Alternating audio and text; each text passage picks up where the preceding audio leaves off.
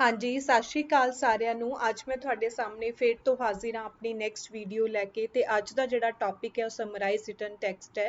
ਕੱਲ ਵੀ ਮੈਂ summarise written text ਹੀ discuss ਕੀਤਾ ਸੀਗਾ ਤੁਹਾਡੇ ਨਾਲ। ਉਹਦੇ ਚ ਆਪਾਂ ਨੇ ਡਿਸਕਸ ਕੀਤਾ ਸੀਗਾ ਕਿ ਉਹਦੀ ਜਿਹੜੀ ਸਕੋਰ ਕੰਟਰੀਬਿਊਸ਼ਨ ਹੈ ਉਹ ਕਿਹੜੇ ਸੈਕਸ਼ਨਸ ਨੂੰ ਹੈ, ਤੇ ਜਿਹੜਾ ਸਮਰਾਈਜ਼ ਰਿਟਨ ਟੈਕਸਟ ਹੈ ਉਹ ਕਿਵੇਂ ਇਵੈਲੂਏਟ ਹੁੰਦਾ ਹੈ, ਉਹਦੀ ਸਕੋਰਿੰਗ ਦਾ ਕੀ ਪੈਟਰਨ ਹੈ। ਤੇ ਮੈਂ ਤੁਹਾਡੇ ਨਾਲ ਡਿਸਕਸ ਕੀਤਾ ਸੀਗਾ ਕਿ ਜਿਹੜੀ ਸਕੋਰ ਇਵੈਲੂਏਸ਼ਨ ਹੈ ਉਹ ਬੇਸਡ ਹੋਏਗੀ ਵੋਕੈਬਲਰੀ, ਗ੍ਰਾਮਰ, ਫਾਰਮ ਤੇ ਕੰਟੈਂਟ ਤੇ ਉਸੇ ਦੇ ਅਕੋਰਡਿੰਗ ਉਹਨਾਂ ਦੇ ਪੁਆਇੰਟਸ ਦੀ ਵੇਰੀਏਸ਼ਨ ਹੋਏਗੀ, ਤੁਹਾਨੂੰ 2 ਪੁਆਇੰਟਸ, 1 ਪੁਆਇੰਟ ਤੇ 0 ਪੁਆਇੰਟਸ ਕਿਵੇਂ ਮਿਲਦੇ ਨੇ। ਤੇ ਅੱਜ ਮੈਂ ਤੁਹਾਡੇ ਸਾਹਮਣੇ ਇੱਕ ਪੈਰਾ ਲੈ ਕੇ ਆਈ ਹਾਂ। ਸਕਰੀਨ ਤੇ ਇੱਕ ਪੈਰਾਗ੍ਰਾਫ ਗਿਵਨ ਹੈ, ਸੇਮ ਪੈਰਾਗ੍ਰਾਫ ਤੁਹਾਨੂੰ ਫਾਈਨਲ ਦੇ ਵਿੱਚ ਵੀ ਗਿਵਨ ਹੋਏਗਾ। ਐਵੇਂ ਹੀ ਉਸ ਪੈਰਾਗ੍ਰਾਫ ਤੇ ਤੁਹਾਡੇ ਕੋਲ ਇੱਕ ਮੈਸੇਜ ਗਿਵਨ ਹੋਏਗਾ ਪੈਰਾਗ੍ਰਾਫ ਦੇ ਉੱਪਰ ਕਿ ਐਕਚੁਅਲ 'ਚ ਪੈਰਾਗ੍ਰਾਫ ਹੈ ਕੀ ਹੈ ਤੇ ਕਿੰਨਾ ਟਾਈਮ ਪੀਰੀਅਡ ਹੈ ਤੇ ਤੁਸੀਂ ਇਸ ਪੈਰਾਗ੍ਰਾਫ ਨੂੰ ਕਿਵੇਂ ਲਿਖਣਾ ਹੈ। ਤੇ ਪਹਿਲਾਂ ਤੁਸੀਂ ਇਸ ਪੈਰਾਗ੍ਰਾਫ ਨੂੰ ਪੜ੍ਹਨਾ ਹੈ, read and passage below and summarise it using one sentence. ਤੁਸੀਂ ਪੂਰੇ ਪੈਰਾਗ੍ਰਾਫ ਨੂੰ ਇੱਕ ਸੈਂਟੈਂਸ ਦੇ ਵਿੱਚ ਸਮਰਾਈਜ਼ ਕਰਨਾ ਹੈ and type your response in the box at the bottom of the screen. ਜਿਵੇਂ ਇਹ ਪੈਰਾਗ੍ਰਾਫ ਹੈ, ਇਸ ਦੇ ਨੀਚੇ ਹੀ ਤੁਹਾਨੂੰ ਇੱਕ ਬਲੈਂਕ ਬਾਕਸ ਗਿਵਨ ਹੋਏਗਾ, ਤੁਸੀਂ ਉਸ ਦੇ ਵਿੱਚ ਇਸ ਰਿਟਨ ਟੈਕਸਟ ਨੂੰ ਟਾਈਪ ਕਰਨਾ ਹੈ। ਤੁਸੀਂ ਇੱਥੋਂ ਕਾਪੀ ਪੇਸਟ ਨਹੀਂ ਕਰ ਸਕਦੇ, ਇਹ ਚੀਜ਼ ਦਾ ਤੁਸੀਂ ਧਿਆਨ ਰੱਖਣਾ ਹੈ। And you have 10 minutes to finish this task. ਤੁਹਾਡੇ ਕੋਲ ਸਿਰਫ 10 ਮਿੰਟ ਹੁੰਦੇ ਨੇ ਟਾਸਕ ਨੂੰ ਫਿਨਿਸ਼ ਕਰਨ ਲਈ। And your response will be judged on the quality of your writing and how well your response presents the key points in the passage. ਇੱਥੇ ਉਹੀ ਪੁਆਇੰਟਸ ਨੇ ਜੋ ਆਪਾਂ ਕੱਲ ਡਿਸਕਸ ਕੀਤੇ ਸੀਗੇ, ਵੋਕੈਬਲਰੀ, ਫਾਰਮ, ਕੰਟੈਂਟ ਤੇ ਗ੍ਰਾਮਰ। ਸੋ ਆਪਾਂ ਗੱਲ ਕਰ ਰਹੇ ਹਾਂ ਕਿ ਪਹਿਲਾਂ ਮੈਂ ਫਾਰਮ ਦੀ ਗੱਲ ਕਰਦੀ ਹਾਂ, ਤੇ ਫਾਰਮ ਦਾ ਇਹੀ ਮਤਲਬ ਹੈ ਕਿ ਤੁਸੀਂ ਪੂਰੇ ਪੈਰਾਗ੍ਰਾਫ ਨੂੰ ਇੱਕ ਕੰਪਲੀਟ ਸੈਂਟੈਂਸ ਦੇ ਵਿੱਚ ਲਿਖਣਾ ਹੈ। ਸੋ ਪਹਿਲਾਂ ਤੁਹਾਡੇ ਦਿਮਾਗ 'ਚ ਕੁਐਸਚਨ ਆਉਂਦਾ ਕਿ ਇੱਥੇ ਤਾਂ ਐਡਾ ਵੱਡਾ ਪੈਰਾਗ੍ਰਾਫ ਹੈ ਤੇ ਅਸੀਂ ਆਪਾਂ ਇੱਕ ਸੈਂਟੈਂਸ ਦੇ ਵਿੱਚ ਇਹਨੂੰ ਕਿਵੇਂ ਲਿਖ ਸਕਦੇ ਹਾਂ। ਸੋ ਮੈਂ ਜਦੋਂ ਵੀ ਲਿਖਦੀ ਹਾਂ, ਜੋ ਮੈਂ ਟੈਕਨੀਕ ਯੂਜ਼ ਕੀਤੀ ਹੈ, ਤੇ ਮੈਂ ਹਮੇਸ਼ਾ 3 ਲਾਈਨਸ ਲਿਖਦੀ ਹਾਂ। ਜੇ ਤੁਹਾਡੇ ਕੋਲ ਸਿੰਗਲ ਪੈਰਾਗ੍ਰਾਫ ਹੈ ਤਾਂ ਵੀ ਮੈਂ ਉਹਦੇ 'ਚੋਂ 3 ਲਾਈਨਸ ਹੀ ਚੱਕਦੀ ਹਾਂ। ਜੇ ਤੁਹਾਡੇ ਕੋਲ 3 ਜਾਂ 4 ਪੈਰਾਗ੍ਰਾਫਸ ਨੇ ਤਾਂ ਵੀ ਤੁਸੀਂ 3 ਲਾਈਨਸ ਹੀ ਯੂਜ਼ ਕਰਕੇ ਉਹਦਾ ਕੰਟੈਂਟ 'ਚ ਵੀ ਪੂਰੇ ਨੰਬਰ ਲੈ ਸਕਦੇ ਹੋ, ਤੇ ਵੋਕੈਬਲਰੀ, ਗ੍ਰਾਮਰ ਪਲੱਸ ਉਹਦੀ ਫਾਰਮ 'ਚ ਵੀ ਤੁਹਾਡੇ ਪੂਰੇ ਮਾਰਕਸ ਆਉਣਗੇ। ਸੋ ਇਹ ਮੈਂ ਐਗਜ਼ਾਮਪਲ ਲਿਆ, ਮੇਰਾ ਖੁਦ ਦਾ ਐਗਜ਼ਾਮਪਲ ਹੈ TCY ਤੇ ਜਿਹੜਾ ਮੈਂ ਟੈਸਟ ਦਿੱਤਾ ਸੀਗਾ। ਜਿਵੇਂ ਇਸ ਪੈਰਾਗ੍ਰਾਫ ਦੇ ਵਿੱਚ ਤੁਸੀਂ ਦੇਖ ਰਹੇ ਹੋ ਤਾਂ ਆਪਣੇ ਕੋਲ 4 ਪੈਰਾਗ੍ਰਾਫਸ ਨੇ। ਜਿਹੜਾ ਫਰਸਟ ਪੈਰਾਗ੍ਰਾਫ ਹੈ ਉਹ ਇੱਥੇ ਕੰਪਲੀਟ ਹੋ ਰਿਹਾ ਹੈ, ਸੈਕੰਡ ਪੈਰਾਗ੍ਰਾਫ ਇੱਥੇ ਕੰਪਲੀਟ ਹੋ ਰਿਹਾ ਹੈ, ਤੇ ਥਰਡ ਪੈਰਾਗ੍ਰਾਫ ਇੱਥੇ ਕੰਪਲੀਟ ਹੈ, ਤੇ ਲਾਸਟ ਵਨ ਆਪਣਾ ਇਹ ਵਾਲਾ ਪੈਰਾਗ੍ਰਾਫ ਹੈ। ਤੇ ਸਭ ਤੋਂ ਪਹਿਲਾਂ ਤੁਸੀਂ ਕੀ ਕਰਨਾ ਹੈ ਕਿ ਹਰ ਪੈਰਾਗ੍ਰਾਫ ਦੀ ਫਰਸਟ ਲਾਈਨ ਲੈਣੀ ਹੈ।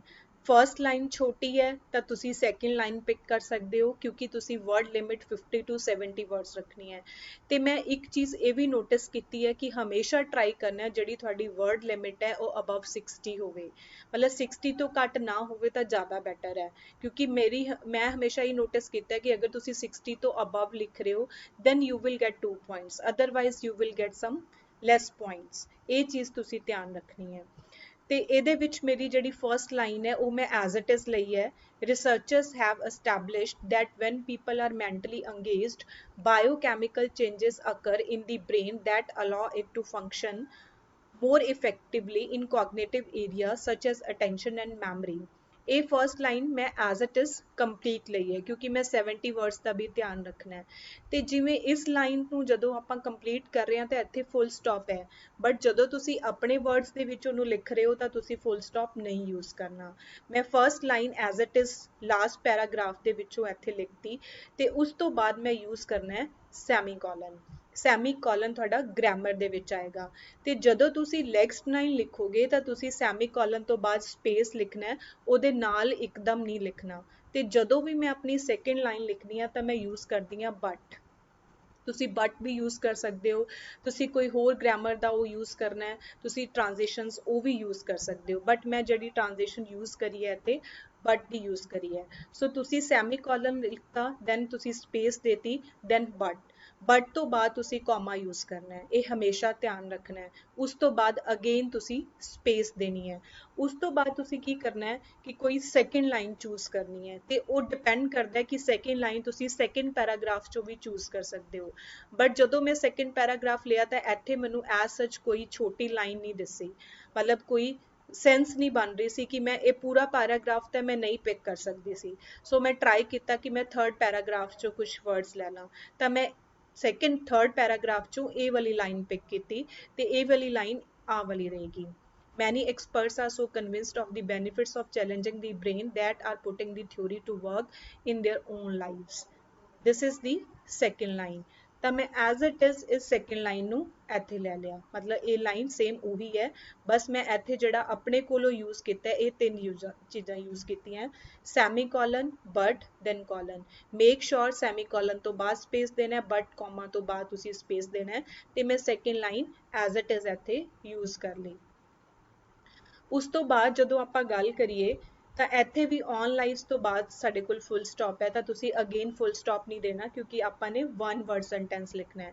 ਤਾਂ ਅਗੇਨ ਮੈਂ ਇੱਥੇ ਕੀ ਯੂਜ਼ ਕੀਤਾ, ਸੈਮੀਕੋਲਨ। ਸੈਮੀਕੋਲਨ ਤੋਂ ਬਾਅਦ ਤੁਸੀਂ ਕੋਈ ਵੀ ਟ੍ਰਾਂਜੀਸ਼ਨ ਯੂਜ਼ ਕਰ ਸਕਦੇ ਹੋ, ਤੇ ਮੈਂ ਇੱਥੇ ਯੂਜ਼ ਕੀਤਾ ਹੈਂਸ। ਹੈਂਸ ਤੋਂ ਬਾਅਦ again comma, then again give the space। ਇੱਥੇ ਜਿਹੜੀ ਗ੍ਰਾਮਰ ਯੂਜ਼ ਹੋਈ ਹੈ ਇਹ ਤਿੰਨ ਚੀਜ਼ਾਂ ਯੂਜ਼ ਹੋਈਆਂ, semicolon, space, hence, then comma, then again space। ਬੱਚੇ ਸਪੇਸ 'ਚ ਹਮੇਸ਼ਾ ਕਨਫਿਊਜ਼ ਹੁੰਦੇ ਆ, ਇਹ ਚੀਜ਼ ਧਿਆਨ ਰੱਖਿਓ ਕਿ ਜੇ ਤੁਸੀਂ ਇੱਥੇ ਇੱਕ ਵੀ ਮਿਸਟੇਕ ਕਰਤੀ ਤਾਂ ਉੱਥੇ ਤੁਹਾਡੇ ਦੋ ਮਿਸਟੇਕ ਕਰਤੀਆਂ ਤਾਂ 0 ਨੰਬਰ ਹੈ, ਅਗਰ ਤੁਸੀਂ ਇੱਕ ਮਿਸਟੇਕ ਕਰਤੀ ਤਾਂ 1 ਨੰਬਰ ਹੈ। ਇਹ ਚੀਜ਼ ਹਮੇਸ਼ਾ ਧਿਆਨ ਰੱਖਣੀ ਹੈ, ਗ੍ਰਾਮਰ ਦੇ ਵਿੱਚ ਤੁਹਾਡੀ ਕੋਈ ਮਿਸਟੇਕ ਨਹੀਂ ਹੋਣੀ ਚਾਹੀਦੀ। ਉਸ ਤੋਂ ਬਾਅਦ ਤੁਸੀਂ ਥਰਡ ਲਾਈਨ ਪਿਕ ਕਰਨੀ ਹੈ, ਤੇ ਥਰਡ ਲਾਈਨ ਮੈਂ ਇਸ ਪੈਰਾਗ੍ਰਾਫ ਚੋਂ ਪਿਕ ਕਰਾਂਗੀ। ਵੈਸੇ ਤਾਂ ਤੁਸੀਂ ਹਮੇਸ਼ਾ ਟਰਾਈ ਕਰਨਾ ਹੈ ਕਿ ਮੈਂ ਲਾਸਟ ਲਾਈਨ ਹੀ ਪਿਕ ਕਰਾਂ, ਕਿਉਂਕਿ ਉਸ ਲਾਈਨ 'ਚ ਤੁਹਾਡਾ ਆਲਮੋਸਟ ਕਨਕਲੂਜ਼ਨ ਹੁੰਦਾ ਹੈ। ਸੈਕਿੰਡ, ਥਰਡ, ਸੈਕਿੰਡ ਜਾਂ ਫਿਰ ਲਾਸਟ ਲਾਈਨ, ਇਹਨਾਂ ਤਿੰਨਾਂ ਲਾਈਨਸ ਦੇ ਵਿੱਚ ਕੁਛ ਨਾ ਕੁਛ ਕਨਕਲੂਜ਼ਨ ਹੁੰਦਾ ਹੈ। ਸੋ ਇਸ ਕਰਕੇ ਮੈਂ ਇੱਥੇ ਜਿਹੜੀ ਪਿਕ ਕੀਤੀ ਹੈ ਉਹ ਆਹ ਵਾਲੀ ਲਾਈਨ ਕੀਤੀ ਹੈ, those who do are more likely to maintain their intellectual abilities and to be generally happier and better adjusted। ਤਾਂ ਮੈਂ ਇਹ ਵਾਲੀ ਲਾਈਨ ਯੂਜ਼ ਕਰੀਏ ਕਿਉਂਕਿ ਇਸ ਦੇ ਨਾਲ ਜਿਹੜੀ ਮੇਰੀ ਵਰਡ ਲਿਮਿਟ ਸੀਗੀ ਉਹ ਕੰਪਲੀਟ ਹੋ ਰਹੀ ਸੀ। ਸੋ ਸੇਮ ਮੈਂ ਇਹ ਲਾਈਨ ਇੱਥੇ ਮੈਂਸ਼ਨ ਕਰਤੀ। ਸੋ ਹੁਣ ਆਪਾਂ ਗੱਲ ਕਰੀਏ ਫਾਰਮ ਦੀ, ਤਾਂ ਫਾਰਮ ਮੇਰੀ ਇੱਥੇ ਕੰਪਲੀਟ ਹੋ ਗਈ। ਮੈਂ ਇੱਥੇ ਪੂਰੇ ਪੈਰਾਗ੍ਰਾਫ ਦੇ ਵਿੱਚ ਕੋਈ ਫੁੱਲ ਸਟਾਪ ਨਹੀਂ ਯੂਜ਼ ਕੀਤਾ, ਬਟ ਲਾਸਟ ਦੇ ਵਿੱਚ ਫੁੱਲ ਸਟਾਪ ਯੂਜ਼ ਕਰਨਾ ਨਹੀਂ ਭੁੱਲਣਾ। ਜੇ ਤੁਸੀਂ ਲਾਸਟ ਦੇ ਵਿੱਚ ਫੁੱਲ ਸਟਾਪ ਨਹੀਂ ਯੂਜ਼ ਕੀਤਾ ਤਾਂ ਇਟ ਮੀਨਸ ਉਹ 0 ਨੰਬਰ ਹੀ ਹੈ, ਤੁਸੀਂ ਤਾਂ ਵਨ ਵਰਡ ਕੰਪਲੀਟ ਹੀ ਨਹੀਂ ਕੀਤਾ। ਤਾਂ ਲਾਸਟ ਦੇ ਵਿੱਚ ਫੁੱਲ ਸਟਾਪ ਤੁਸੀਂ ਜ਼ਰੂਰ ਯੂਜ਼ ਕਰਨਾ ਹੈ। ਅਗਰ ਤੁਸੀਂ ਐਵੇਂ ਪੂਰੇ ਵਰਡਸ ਲਿਖ ਰਹੇ ਹੋ ਤਾਂ ਤੁਹਾਨੂੰ ਫਾਰਮ ਦੇ ਕਿਆ ਮਿਲਣਗੇ, 90 ਮਾਰਕਸ। ਦੂਜਾ ਆਪਾਂ ਗੱਲ ਕਰੀਏ ਗ੍ਰਾਮਰ ਦੀ। ਗ੍ਰਾਮਰ ਅਗਰ ਤੁਸੀਂ ਬਿਲਕੁਲ ਐਪਰੋਪ੍ਰੀਏਟ ਯੂਜ਼ ਕਰ ਰਹੇ ਹੋ, ਕੌਮਾ, ਸੈਮੀਕੋਲਨ ਤੋਂ ਬਾਅਦ ਪ੍ਰੋਪਰ ਸਪੇਸ ਦੇ ਰਹੇ ਹੋ, ਤੇ ਉਸ ਤੋਂ ਬਾਅਦ ਅਗਰ ਤੁਹਾਡੀ ਕੋਈ ਸਪੈਲਿੰਗ ਮਿਸਟੇਕ ਨਹੀਂ ਹੈਗੀ ਹੈ, then you will get full points। ਉਸ ਤੋਂ ਬਾਅਦ ਆਪਾਂ ਗੱਲ ਕਰਦੇ ਹਾਂ ਵੋਕੈਬਲਰੀ ਦੀ। ਵੋਕੈਬਲਰੀ ਕੀ ਸੀਗੀ, ਕੰਟੈਕਸਟ। ਕੰਟੈਕਸਟ ਮੀਨਸ ਅਗਰ ਤੁਹਾਡੀਆਂ ਲਾਈਨਸ ਦੀ ਕੋਈ ਸੈਂਸ ਬਣ ਰਹੀ ਹੈ। ਜਿਵੇਂ ਆਪਾਂ ਫਰਸਟ ਪੁਆਇੰਟ ਦੇ ਵਿੱਚ ਰਿਸਰਚਰਸ ਦੀ ਗੱਲ ਕੀਤੀ ਹੈ, ਤਾਂ ਉਸ ਤੋਂ ਬਾਅਦ ਆਪਾਂ ਅੱਗੇ ਕੀ ਕੀਤਾ ਹੈ ਕਿ ਰਿਸਰਚਰਸ ਐਵੇਂ ਕਹਿੰਦੇ ਨੇ, ਬਟ ਜਿਹੜੇ ਹੋਰ ਐਕਸਪਰਟਸ ਨੇ ਉਹ ਇਸ ਤਰ੍ਹਾਂ ਆਪਣੇ ਪੁਆਇੰਟ ਨੂੰ ਕਨਵਿੰਸ ਕਰਦੇ ਨੇ। ਸੋ ਕੰਟੈਕਸਟ ਸਾਡਾ ਬਣ ਰਿਹਾ ਹੈ, ਤੇ ਆਪਾਂ ਨੇ ਕਨਕਲੂਡ ਕਿਆ ਕੀਤਾ ਹੈ ਕਿ more likely to maintain their intellectual abilities. ਤਾਂ ਇਹ ਤੁਹਾਡੀ ਕੀ ਹੋਗੀ, ਵੋਕੈਬਲਰੀ। ਅਗਰ ਤੁਹਾਡੀ ਵੋਕੈਬਲਰੀ ਦੀ ਕੋਈ ਪ੍ਰੋਪਰ ਸੈਂਸ ਬਣ ਰਹੀ ਹੈ ਤਾਂ ਤੁਹਾਡੇ ਕੋਲ 90 ਪੁਆਇੰਟਸ ਮਿਲਣਗੇ, ਮੀਨਸ ਪੂਰੇ ਪੁਆਇੰਟਸ ਮਿਲਣਗੇ। ਸੇਮ ਤੁਹਾਡਾ ਕੰਟੈਂਟ ਹੈ, ਕੰਟੈਂਟ ਅਗਰ ਤੁਸੀਂ 3 ਲਾਈਨ ਯੂਜ਼ ਕਰ ਰਹੇ ਹੋ ਤਾਂ ਤੁਹਾਨੂੰ ਕੰਟੈਂਟ 'ਚ ਹਮੇਸ਼ਾ ਫੁੱਲ ਮਾਰਕਸ ਮਿਲਦੇ ਨੇ, ਇਸ ਚੀਜ਼ ਦਾ ਤੁਸੀਂ ਧਿਆਨ ਰੱਖਣਾ ਹੈ। ਅਗਰ ਤੁਸੀਂ ਕਈ ਟੈਂਪਲੇਟ ਕੀ ਹੁੰਦੇ ਨੇ ਕਿ ਉਹ 4 ਲਾਈਨਸ ਯੂਜ਼ ਕਰਦੇ ਨੇ, ਬਟ ਅਗਰ ਤੁਸੀਂ 4 ਲਾਈਨ ਯੂਜ਼ ਕਰ ਰਹੇ ਹੋ ਤਾਂ ਤੁਹਾਡੀ ਵਰਡ ਲਿਮਿਟ ਹਮੇਸ਼ਾ ਐਕਸੀਡ ਕਰਦੀ ਹੈ, ਕਿਉਂਕਿ ਜ਼ਰੂਰੀ ਨਹੀਂ ਹੈ ਕਿ ਪੈਰਾਗ੍ਰਾਫ ਦੇ ਵਿੱਚ ਲਾਈਨਸ ਹਮੇਸ਼ਾ ਛੋਟੀਆਂ ਹੀ ਹੋਣ।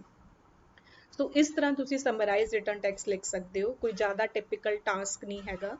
ਤੇ ਉਸ ਤੋਂ ਬਾਅਦ ਤੁਸੀਂ ਕਿਹੜੀਆਂ ਚੀਜ਼ਾਂ ਦਾ ਧਿਆਨ ਰੱਖਣਾ ਹੈ ਜਦੋਂ ਤੁਸੀਂ ਸਮਰਾਈਜ਼ ਰਿਟਨ ਟੈਕਸਟ ਲਿਖ ਰਹੇ ਹੋ। ਇੱਕ ਤਾਂ ਤੁਸੀਂ ਹਮੇਸ਼ਾ ਵਰਡ ਲਿਮਿਟ ਦਾ ਧਿਆਨ ਰੱਖਣਾ ਹੈ, 50 to 70 ਵਰਡਸ, ਨਾ 71 ਕਰਨਾ ਹੈ ਨਾ 49 ਕਰਨਾ ਹੈ। 60 65 ਤੁਸੀਂ ਕਰ ਸਕਦੇ ਹੋ, ਤਾਂ 65 ਤੱਕ ਤਾਂ ਆਰਾਮ ਨਾਲ ਹੋ ਜਾਂਦਾ ਹੈ, ਕਿਉਂਕਿ 60 ਤਾਂ ਵਰਡ ਤੋਂ ਬਿਨਾਂ ਤੁਸੀਂ ਲਿਖ ਹੀ ਨਹੀਂ ਸਕਦੇ। ਸੋ ਇਸ ਚੀਜ਼ ਦਾ ਧਿਆਨ ਰੱਖਣਾ ਹੈ, ਤੇ ਹਮੇਸ਼ਾ ਲਾਸਟ ਦੇ ਵਿੱਚ ਹੀ ਫੁੱਲ ਸਟਾਪ ਯੂਜ਼ ਕਰਨਾ ਹੈ, ਇਨ ਬਿਟਵੀਨ ਤੁਸੀਂ ਕਿਤੇ ਵੀ ਫੁੱਲ ਸਟਾਪ ਨਹੀਂ ਯੂਜ਼ ਕਰਨਾ। ਤੇ ਜਦੋਂ ਵੀ ਤੁਸੀਂ ਰਾਈਟਿੰਗ ਕਰ ਰਹੇ ਹੋ, right summarise written text, then make sure you don't make any grammatical error। means ਤੁਸੀਂ ਸੈਮੀਕੋਲਨ, ਕੋਲਨ ਤੇ ਜਿਹੜੀਆਂ ਟ੍ਰਾਂਜੀਸ਼ਨ ਯੂਜ਼ ਕਰ ਰਹੇ ਹੋ ਉਹਨਾਂ ਚੀਜ਼ਾਂ ਦਾ ਧਿਆਨ ਰੱਖਣਾ ਹੈ। ਵੋਕੈਬਲਰੀ ਤੇ ਕੰਟੈਂਟ ਵੀ ਕਵਰ ਅਪ ਕਰਨਾ ਹੈ। Always write in a form, form ਤੁਹਾਡਾ ਉਹੀ ਹੈ 50 to 70 ਵਰਡਸ, ਉਸੇ ਤਰ੍ਹਾਂ ਤੁਸੀਂ ਲਿਖਣਾ ਹੈ।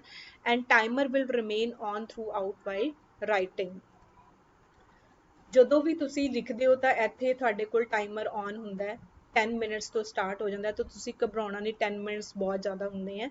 5-7 ਮਿੰਟ 'ਚ ਤੁਸੀਂ ਸਮਰੀ ਲਿਖ ਲੈਂਦੇ ਹੋ, ਕੋਈ ਵੱਡਾ ਕੋਈ ਟਿਪੀਕਲ ਟਾਸਕ ਨਹੀਂ ਹੈਗਾ, ਤੇ ਟਾਈਮਰ ਤੁਹਾਡਾ ਔਨ ਰਹੇਗਾ।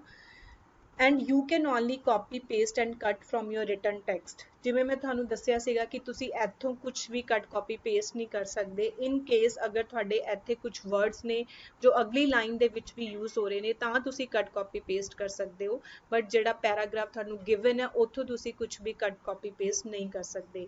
ਇੱਕ ਚੀਜ਼ ਹੋਰ ਧਿਆਨ ਰੱਖਣੀ ਹੈ ਕਿ ਜਦੋਂ ਤੁਸੀਂ ਕੱਟ ਕਾਪੀ ਪੇਸਟ ਕਰ ਰਹੇ ਹੋ ਤਾਂ ਤੁਸੀਂ ਬਿਲਕੁਲ ਉਹਨੂੰ ਡਿਲੀਟ ਨਹੀਂ ਕਰ ਦੇਣਾ, ਪਤਾ ਚੱਲੇ ਉਸ ਤੋਂ ਬਾਅਦ ਤੁਹਾਡੀ ਵਰਡ ਲਿਮਿਟ ਕੁਝ ਹੋਰ ਬਣ ਗਈ। ਸੋ ਜੋ ਲਿਖਿਆ ਹੈ ਉਹਨੂੰ ਲਿਖਿਆ ਰਹਿਣ ਦਿਓ, ਅਦਰਵਾਈਜ਼ ਤੁਸੀਂ ਉਸਨੂੰ ਲਿਖ ਕੇ ਦੇਖ ਸਕਦੇ ਹੋ ਕਿ ਹਾਂ ਇਹਦੇ ਨਾਲ ਮੇਰਾ ਕੁਝ ਸੈਂਸ ਬਣ ਰਿਹਾ ਜਾਂ ਪੁਆਇੰਟਸ ਪੂਰੇ ਕਵਰ ਹੋਣੇ ਨੇ। ਤੇ ਇੱਕ ਤੁਸੀਂ ਧਿਆਨ ਰੱਖਣਾ ਹੈ ਕਿ ਕਾਫੀ ਬੱਚਿਆਂ ਦੀ ਜਿਹੜੀ ਸਮਰੀ ਹੈ ਉਹ ਹਮੇਸ਼ਾ 10 ਮਿੰਟ ਤੋਂ ਪਹਿਲਾਂ ਹੀ ਪੂਰੀ ਹੋ ਜਾਂਦੀ, ਕਿਉਂਕਿ ਇਹਦੇ ਵਿੱਚ ਤੁਸੀਂ ਖੁਦ ਤਾਂ ਕੁਝ ਸੋਚਣਾ ਨਹੀਂ ਹੈ, ਬਸ ਲਾਈਨਸ ਹੀ ਦੇਖਣੀਆਂ ਨੇ ਤੇ ਫਾਰਮ ਦਾ ਧਿਆਨ ਰੱਖਣਾ ਹੈ, ਤਾਂ ਬੱਚੇ ਨੈਕਸਟ ਤੇ ਕਲਿੱਕ ਕਰ ਦਿੰਦੇ ਆ। ਸੋ ਅਗਰ ਤੁਸੀਂ 7 ਜਾਂ 8 ਮਿੰਟ 'ਚ ਵੀ ਕੰਪਲੀਟ ਕਰ ਰਹੇ ਹੋ, ਤੁਹਾਡੇ ਕੋਲ 2-3 ਮਿੰਟ ਬਚੇ ਨੇ, ਉਹ ਤੁਹਾਡੇ ਕਿਤੇ ਵੀ ਐਡਜਸਟ ਨਹੀਂ ਹੋਣਗੇ, ਤੁਹਾਨੂੰ ਸਿਰਫ ਇੱਥੇ ਹੀ ਐਡਜਸਟ ਹੋ ਸਕਦੇ ਹੈ। ਸੋ ਜਦੋਂ ਤੁਸੀਂ ਲਿਖ ਲਿਆ ਤਾਂ ਉਹਨੂੰ ਰੀਚੈੱਕ ਕਰਨਾ ਹੈ, ਇੱਕ ਵਾਰ ਚੈੱਕ ਕਰ ਲਿਆ ਤਾਂ ਦੂਜੀ ਵਾਰ ਚੈੱਕ ਕਰ ਲਓ ਕਿ ਤੁਹਾਡੀ ਕੋਈ ਗ੍ਰਾਮੈਟੀਕਲ ਮਿਸਟੇਕ ਤਾਂ ਨਹੀਂ ਹੈਗੀ, ਕੋਈ ਸਪੈਲਿੰਗ ਮਿਸਟੇਕ ਤਾਂ ਨਹੀਂ, ਤੁਸੀਂ ਸੈਮੀ ਕੋਲਨ ਜਿਹੜਾ ਹੈਗਾ ਪ੍ਰੋਪਰਲੀ ਯੂਜ਼ ਕੀਤਾ ਜਾਂ ਨਹੀਂ ਯੂਜ਼ ਕੀਤਾ। ਸੋ ਇਸ ਚੀਜ਼ ਦਾ ਤੁਸੀਂ ਬਹੁਤ ਧਿਆਨ ਰੱਖਣਾ ਹੈ। ਤੇ ਇਸ ਤੋਂ ਬਾਅਦ ਵੀ ਜੇ ਤੁਹਾਨੂੰ ਕੁਝ ਪ੍ਰੋਬਲਮ ਆ ਰਹੀ ਹੈ ਸਮਰੀ ਲਿਖਣ ਵਾਸਤੇ ਜਾਂ ਤੁਸੀਂ ਸੋਚ ਰਹੇ ਹੋ ਕਿ ਹੋਰ ਟ੍ਰਾਂਜੀਸ਼ਨ ਤੁਸੀਂ ਕਿਹੜੀਆਂ ਯੂਜ਼ ਕਰ ਸਕਦੇ ਹੋ, ਤਾਂ ਤੁਸੀਂ ਮੈਨੂੰ WhatsApp ਨੰਬਰ ਹੈ ਮੇਰਾ, ਤੁਸੀਂ ਮੈਨੂੰ ਕਾਲ ਵੀ ਕਰ ਸਕਦੇ ਹੋ, WhatsApp ਤੇ ਮੈਸੇਜ ਕਰ ਸਕਦੇ ਹੋ, ਜਾਂ ਮੈਨੂੰ ਮੇਲ ਆਈਡੀ ਜਾਂ ਕਮੈਂਟ ਬਾਕਸ ਦੇ ਵਿੱਚ ਵੀ ਲਿਖ ਸਕਦੇ ਹੋ। ਇਨ ਕੇਸ ਅਗਰ ਹਲੇ ਤੱਕ ਤੁਸੀਂ ਮੇਰੇ ਚੈਨਲ ਨੂੰ ਸਬਸਕ੍ਰਾਈਬ ਨਹੀਂ ਕੀਤਾ ਤਾਂ ਸਬਸਕ੍ਰਾਈਬ ਕਰ ਦਿਓ ਤੇ ਵੀਡੀਓਜ਼ ਨੂੰ ਸਟਾਰਟਿੰਗ ਤੋਂ ਲੈ ਕੇ ਐਂਡ ਤੱਕ ਜ਼ਰੂਰ ਦੇਖਣਾ ਹੈ, ਕਿਉਂਕਿ ਕਿਤੇ ਵੀ ਕੋਈ ਵੀ ਪੁਆਇੰਟ ਮਿਸ ਨਹੀਂ ਹੋਣਾ ਚਾਹੀਦਾ। And thank you so much for watching this video.